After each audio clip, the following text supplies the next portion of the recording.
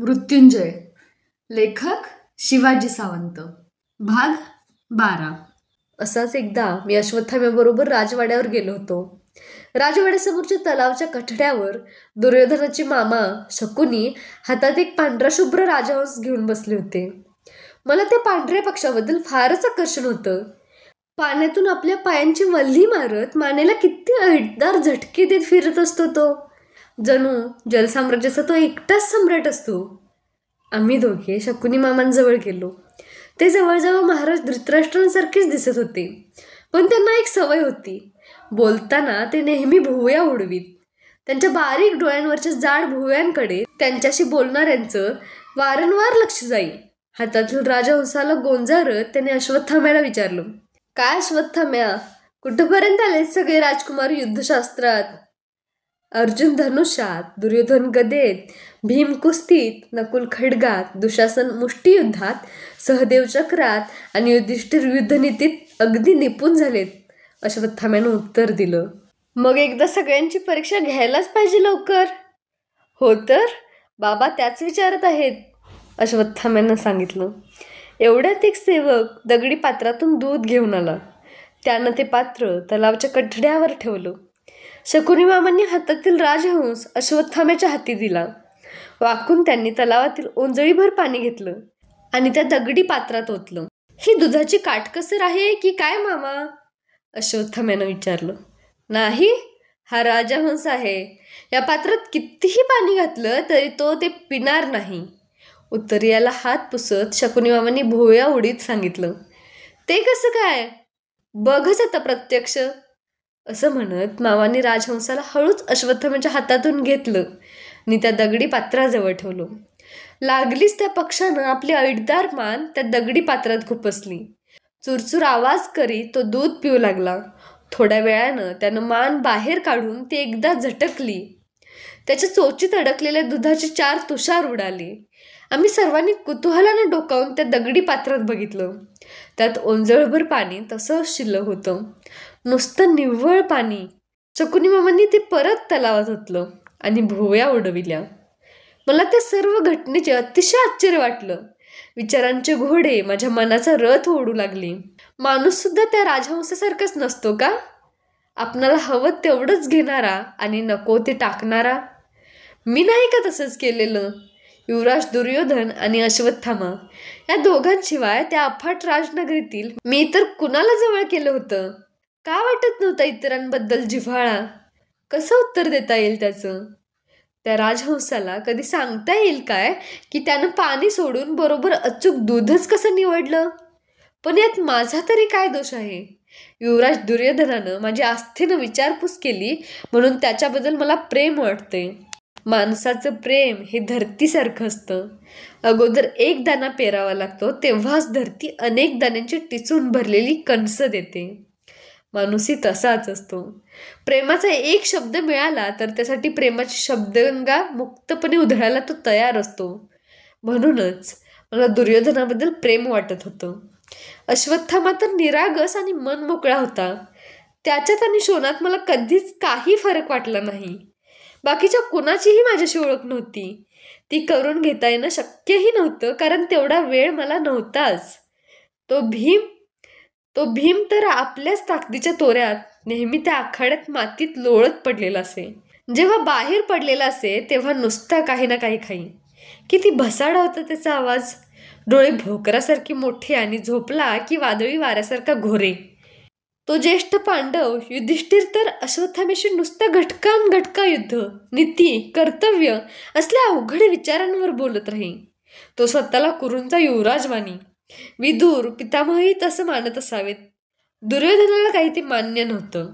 तो स्वतःला आग्रहानं युवराज म्हणून घेई. नकुल आणि सहदेव म्हणजे तरी कोण आहेत, कसे दिसतात आणि काय करतात हेही मला माहीत नव्हतं.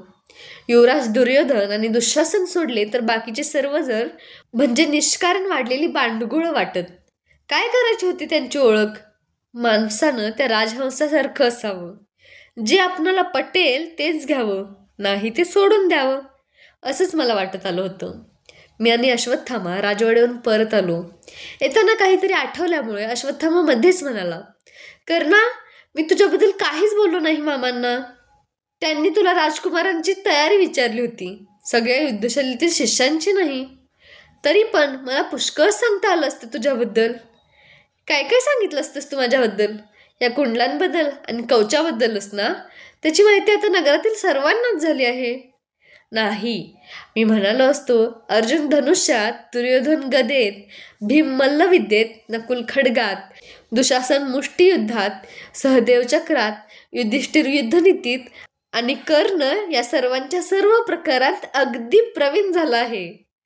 तो स्तुती म्हणून बोलत होता की सत्य बोलत होता हे समजणं कठीण होतं. कारण प्रेम माणसाला अंध करतं. मी त्याचा मित्र होतो. त्याचं मित्रप्रेम त्याला का अंध करू शकणार नाही? म्हणून मी काहीच बोललो नाही. अर्ध्या तपाचा काल पक्ष्यांचा थवा उडून जातो तसं केव्हा उडून गेला हे कळलंही नाही. युद्धशास्त्रातील शिकायचं काहीच शिल्लक राहिलं नाही. उलट मी आणि शोनानं केलेल्या रात्रीच्या जादा सरावामुळे आमच्याजवळ स्वतःचे असे प्रत्येक शस्त्रातले खास वेगळे हात होते. मल्लविद्येच्या आखाड्यात मी घटकाघटकावर नुसती मेहनतच घेतली नव्हती, तर एकाच वेळी 4-4 मल्ल युवकांबरोबर मंडल खेळलो होतो. का कुणास ठाऊक, पण व्यायाम करताना मला दमल्यासारखं कधीच वाटत नसे. उलट जसजसा मी व्यायाम करी तसं माझं अंग तापत जाई. कधी कधी ते इतकं तापत असे की माझ्याबरोबर हौद खेळणारे जोडीदार म्हणत, "कर्णा, असाच जा आणि 2 घटका गंगेच्या पाण्यात पडून अगोदर आपलं अंग थंड कर आणि मगच आम्हाला तुझ्याबरोबर मल्लमंडल खेळायला बोलव. तुझं शरीर आहे की रथाची रसरशीत तापलेली घाव." माझ्या बाहुकंटक डावाला तर ते इतके घाबरत की तो डाव घालण्यासाठी मी शरीराची चपळाईनं हालचाल करू लागलो की ते सरळ आपण होऊनच उत्ताने पडत. या डावाचं एक वैशिष्ट्य होतं. प्रतिस्पर्ध्याची मान या डावात अशी सापडलेली असे की अंगातली सगळी शक्ती हातात एकवटून तिचा दबाव हळूहळू वाढवीत गेलं की श्वास कोंडून प्रतिस्पर्धी घुसमटून मरून जाईल. त्याचे हात आणि पाय पाठीवर त्यावेळी मोळीसारखे असे बांधलेले असत की मानेवरचा हात काढून घेण्याची शक्ती त्याच्यात असली तरीही त्याला ते शक्य होत नसे. हा माझ्या खास ठेवणीतला डाव होता आणि युद्धशास्त्राच्या नियमाप्रमाणे तो केवळ द्वंद्वाच्या वेळेस इतक्या क्रूरपणानं वापरता येईल. द्वंद्वाची कल्पना एकच होती. 2 योद्ध्यांपैकी त्यात एकच शिल्लक उरे. या युद्धाचा एकच निकाल असे, विजय किंवा मरण. एखादा योद्धा मरणाच्या भीतीनं शरण आलाच तर त्याला जीवदान मिळेल, पण ते जीवदान म्हणजे विधवा स्त्रीच्या जगण्यासारखंच असे. योद्ध्यांच्या राज्यात अशा जीवदान मागणाऱ्याला काडीचीही किंमत नसे. अशा द्वंद्व युद्धासाठी लागणारे सगळे डाव मी शिकलो होतो, पण माझा सगळ्यात अधिक भरोसा होता तो एकाच डावावर, बाहुकंटकावर. काळाच्या वाऱ्याबरोबर अशी दिवस रात्रीची अनेक ओली सुकी पानं निघून गेली. रोज भल्या पहाटे उठणं, गंगेत मनसोक्त डुंबणं, सकाळपासून दुपारपर्यंत पाठ चांगली तापेपर्यंत गंगेत राहूनच सूर्यदेवांची आराधना करणं, दिवसभर युद्धशालीत शूल, तोमर, शतघ्नी, प्रास, परीघ, भ्रुशुंडी, खडग, गदा, पट्टे अशी निरनिराळी शस्त्र फिरवणं, वेळ अपुरा वाटला तर रात्री शोनाला घेऊन पलितेच्या धुसर प्रकाशात अचूक लक्षवेध करणं आणि शेवटी दिवसभर घडलेल्या घटनांचं चिंतन करीत कधी कधी चंपानगरीच्या आठवणी मनात घोळवीत झोपी जाणं. या चाकोरीत आता अर्ध तप गेलं. बालपणातील वसू आता मनाच्या प्रांगणातून दौडेनासा झाला. चंपानगरीची जागा आता हस्तिनापुरानं घेतली. कुतूहल आणि शंका यांची जागा संयम आणि सामर्थ्य यांनी घेतली. चंपानगरीत गंगाकिनारी वाळूत उमटणारी चिमुकली पावलं आता हस्तिनापुराच्या भूमीवर भक्कमपणे रुतू लागली. काळाच्या अजगरानं 6 वर्षांचा काळ गिळला होता. 6 वर्ष. या 6 वर्षांत काय घडलं आणि काय नाही ते सांगायचं म्हटलं तरी ती एक स्वतंत्र कथाच होईल. या 6 वर्षांत मी म्हणजे युद्धशालीतला केवळ एक शिष्य होतो. इथं शिष्यासारखं कुणीही मला कधीही वागवलं नाही. द्रोणाचार्यांच्या दृष्टीखाली माझं कृपाचार्यांच्या पथकात नाव होतं. त्या पथकात हस्तिनापुरातले सगळे सामान्य शिष्य होते. त्या सामान्य शिष्यांतला मी सर्वात सामान्य होतो. शिष्यांच्या गर्दीत कृपाचार्यांनी किंवा द्रोणाचार्यांनी माझी कधीच विचारपूस केली नव्हती आणि खरं सांगायचं म्हटलं तर त्यांनी मला विचारावं, माझ्या पाठीवरून हात फिरवावा असं मलाही कधी वाटलं नव्हतं. ज्या वेळी मला शस्त्रातला एखादा अवघड हात समजत नसे त्यावेळी क्षणभर मी डोळे मिटून माझ्या गुरूंचं, सूर्यदेवांचं स्मरण करी आणि यक्षिणीची जादूची कांडी फिरल्याप्रमाणे पळात मी तो हात करून मोकळा होई. श्रद्धा ही सामर्थ्यवान असते. कशावर तरी श्रद्धा असल्याशिवाय माणूस जिवंत असूच शकत नाही. शिष्यावस्थेत माझी सर्व श्रद्धा माझ्या गुरुवर होती. भीतीचा कधी लवलेशही मला शिवला नाही. पण मधून मधून माझं मन बंड करून उठे ते एवढ्याचसाठी की शाळेतील हे दोन्ही गुरुदेव माझी कधीच का विचारपूस करीत नाहीत. कर्ण म्हणजे एक दगडाचा पुतळा आहे असं त्यांना वाटतंय काय? तहानलेल्या माणसाला समुद्रात असून पाण्याचा एक थेंब सुद्धा प्यायला मिळत नसतो तशी माझी अवस्था होई. माझे हे विचार कुणाजवळ तरी बोलून दाखवावेत म्हटलं तर शोनाशिवाय दुसरं कोण होतं? माझं मन घुसमटून गेलं होतं. मोठ्या माणसांनी जवळ घेऊन लहानांचे दोष दाखविले तर बरं असतं, पण त्यांची उपेक्षा केली तर, त्यांचा अनुल्लेख केला तर त्यांच्या मनाचा अंकुर कोंदटतो. मग वाट फुटेल तिकडून तो बाहेर पडतो. या 6 वर्षांत मला काय मिळालं होतं? निव्वळ घोर उपेक्षा, जळजळीत अनुल्लेख. कर्ण नावाचा कुणी एक शिष्य या युद्धशाळेत आहे हे कुणालाही माहीत नव्हतं. पुढं करण्याची मला सवय नव्हती, त्यामुळे माझं आणि शोनाचं एक वेगळं असं जग हस्तिनापुरातल्या युद्धशाळेत सुद्धा आपोआपच निर्माण झालं होतं. कृपाचार्य आणि द्रोणाचार्य यांच्यावरच्या आदराऐवजी ती जागा शंकेनं घेतली होती. आपले हे नावानेच गुरु आहेत असं वाटे. जे शिष्यांची मनं ओळखत नाहीत ते कसले गुरु? जे त्यांच्या मनाची कळी प्रेमाच्या फुंकरीनं फुलवीत नसतात ते कसले गुरु? माझं मन गुरुप्रेमासाठी तळमळे आणि म्हणूनच मी माझी पाठ रोज उन्हात तापेपर्यंत माझ्या गुरूंचा हात पाठीवरून फिरवून घेई. सूर्यदेवांना अर्घ्य देत राही. असा रोज तापून निघत असल्यामुळे माझी पाठ आता रसरशीत झाली होती. याच्या उलट शाळेतील सर्व राजपुत्र शिष्यांची स्थिती होती. कृपाचार्य आणि द्रोणाचार्य यांचा अतिशय आवडता होता पांडुपुत्र अर्जुन. तो एकटाच का लाडका म्हणून युवराज दुर्योधन मुद्दाम दुसरंच काहीतरी कारण काढून आपली बाजू मांडण्याचा प्रयत्न करी. त्याचं पर्यवसन भांडणात होई. आपल्या भावाला छेडल्याबद्दल भीमाला राग येई. तो त्याला कधीच आवरता येत नसे. दात ओठ खाऊन तो मिळेल त्याला झोडपून काढी.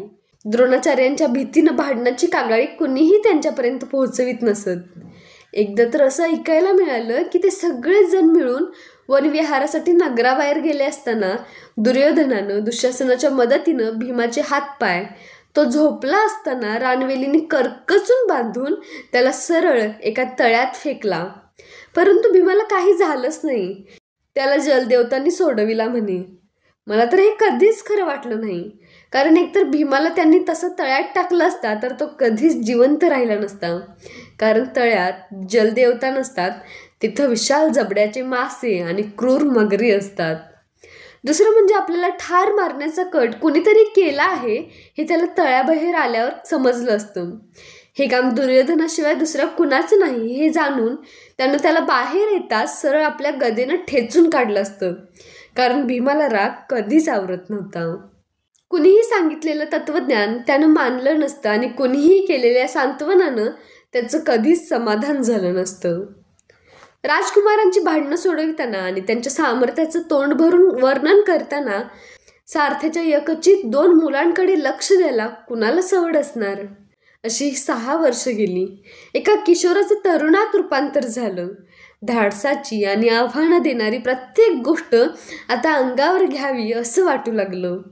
तारुण्य, ज्वलंत धमन्यांचं अविरत स्पंदन, निसर्गानं मानवाला दिलेला सर्वात श्रेष्ठ वर, जीवनाच्या नगरातील एकमेव राजमार्ग, निसर्गाच्या साम्राज्यातला वसंत, मनाच्या मयुराचा पूर्ण पसरलेला पिसारा, फुललेल्या शरीर भुजंगाचा डौलदार असा ठिपकेदार फणा, भावनांच्या उद्यानातील धुंद केवडा, विश्वकर्त्याच्या अविरत धावणाऱ्या रथातील सर्वात ऐटदार घोडा, माणसानं मानानं मिरवायचा काळ, काहीतरी मिळवायचा काळ, शक्तीचा आणि स्फूर्तीचा काळ, काहीतरी करावं असं खऱ्या खऱ्या अर्थानं वाटणारा ध्येय वेडा काळ. बालपणातील सर्व वस्तूंना हिरवा रंग असतो. तारुण्यातील सर्व वस्तूंना गुलाबी केशरी रंग असतो. क्षितिजाला भिडणाऱ्या आकाशाच्याही पलीकडे तरुणाच्या दृष्टीची झेप जात असते. जे जे गतिमान आणि प्रकाशमान असतं त्याला सहज सुंदर ओढ असते. जिथं जिथं आणि जे जे अशक्य असेल ते शक्य करण्याची अंगभूत उर्मी त्याच्यात असते. अशक्य हा शब्दच नसतो त्याच्या कोशात. अलीकडे मला माझ्याच लहानपणीच्या आणि किशोरावस्थेतील काही गोष्टींचं हसू होईल. गंगेला गंगामाता म्हणणारा कर्ण, तिच्या ठाई उत्तरीयात शिंपले वेचणारा कर्ण, गरुडासारखा आकाशात जातो म्हणणारा कर्ण, पोरांच्या आग्रहाला मान देऊन राजा म्हणून पाशाने सिंहासनावर बसणारा कर्ण, आपली कुंडलं कशी चमकतात हे गंगेच्या पाण्यात न्याहाळणारा कर्ण. किती फसवा होता त्या वेळेचा आनंद, किती फसव्या होत्या त्यावेळच्या श्रद्धा, किती संदिग्धता, किती अज्ञान. हे सगळं पुसट होत गेलं. काळाच्या टोळानं हे सगळं फस्त केलं. जीवनाच्या रथाचे वेग तारुण्याच्या सारथ्यानं आपल्या हाती घेतले. या रथाला 5 घोडे असतात: सामर्थ्य, महत्वाकांक्षा, निर्भयता, अभिमान आणि औदार्य. जे सामर्थ्यशाली असतं तेच तारुण्य. प्रकाश कधीतरी काळा असतो काय? असलं सामर्थ्यशाली तारुण्यच आपल्याबरोबर इतरांचा मान वाढवितं. महत्वाकांक्षा हा तर तरुणाचा स्थायी भाव. मी मोठा होईन, परिस्थितीच्या डोक्यावर पाय ठेवून मी तिला वाकवीन, ही तरुणाची उभारीची उर्मी असते. निर्भयता म्हणजे तरुणाच्या जीवन संगीतातला सगळ्यात उंच स्वर. भय हा या स्वराचा फुटलेला चिरका आवाज. चिरका आवाज कुणाला कधीतरी आवडेल काय? जग उंच स्वराची तान ऐकायला उत्सुक असतं, चिरका आवाज नाही. अभिमान असतो तारुण्याचा आत्मा. ज्या माणसात श्रद्धा नाही तो माणूस नाही, आणि ज्या तरुणात अभिमान नाही तो तरुण नाही. तरुण माणूस हा आपल्या श्रद्धांचा नेहमीच अभिमान बाळगतो. त्यांच्यासाठी प्रसंगी प्राण द्यायलाही त्याला तयार असावं लागतं. आणि औदार्य म्हणजे तर तरुणाचा अलंकार. आपल्या शक्तीचा इतर दुर्बलांच्या संरक्षणासाठी केलेला वापर. आपण जगून इतरांना जगविण्याचं अमोल साधन. असं असतं हे तारुण्य. जिथं ते असतं तिथं अपमानाची चीड असते. जिथं ते असतं तिथं आपल्या न्याय हक्कावर झालेल्या आक्रमणाची भिरड असते. जिथं ते असतं तिथं अन्यायाचा पक्ष निखंदून काढतं. जिथं ते असतं तिथंच खऱ्या अर्थानं विजय असतो. तिथंच प्रकाश असतो. प्रकाश नसेल तर मग अंधकार. अपमानाला कवटाळणारा अंधकार, पराजयाचं विष अमृत म्हणून पचविणारा अंधकार, अन्यायाचं समर्थन करणारा अंधकार, आक्रमणाला भिणारा अंधकार. आता अश्वत्थाम्यावरच्या प्रेमाचं गाढ स्नेहात रूपांतर झालं होतं. सगळ्या हस्तिनापुरात तो एकटाच आता माझा जिव्हाळ्याचा मित्र झाला होता. एकदा तो आणि मी गंगेच्या काठी बोलत बसलो होतो. सहज बोलता बोलता तो म्हणाला, कर्णा, तू मला आवडतोस याचं कारण केवळ तुझा स्वभाव हेच नाही, तर तुझं हे सुंदर शरीरही त्याला कारण आहे. इतका सुंदर दिसतो की काय मी. होय, तुला याची कल्पनाही नसेल की तू रोज ज्यावेळी स्नान करून भर उन्हातून गंगेवरून येत असतोस तेव्हा सगळे सामाजिक बंधनांचे नियम धाब्यावर बसून या नगरातील स्त्रिया काहीतरी कारण काढून सौदावरची गवाक्ष उघडतात, केवळ तुला पाहण्यासाठी.